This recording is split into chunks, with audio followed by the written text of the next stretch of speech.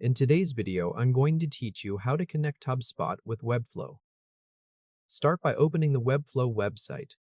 Hover over your project, then click Open in Webflow. Give the designer a moment to load fully. You should land on your homepage canvas where the form you added earlier is already visible. Now go to the left toolbar and click the Apps icon. This opens the Apps panel inside the designer. In the search bar, type HubSpot. Say the word naturally as you enter it HubSpot, then wait for the app result to appear. Click the HubSpot app tile to open its listing.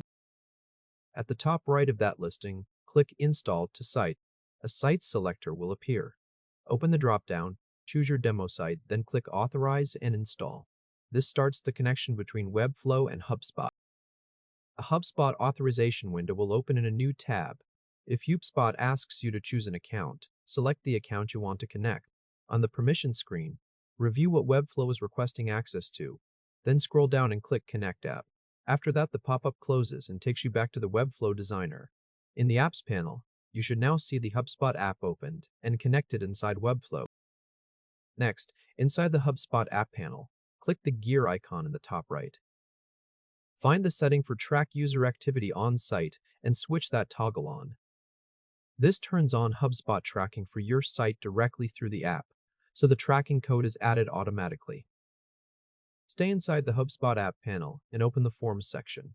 Select your form from the list, then click Continue. If the name field is not mapped automatically, click that entry, search for first name, and select it so the form field matches the correct HubSpot property. Now publish the site to make the connection live. Click Publish in the top right of the designer. In the Publish options, check the box for your staging domain, spoken as your .webflow.io domain. Then click Publish to selected domains and wait for the green site published confirmation to appear. At this point, the HubSpot app should show as connected, tracking should be on, and your Webflow form should be linked to HubSpot. If this helped, hit like and subscribe for more quick tutorials.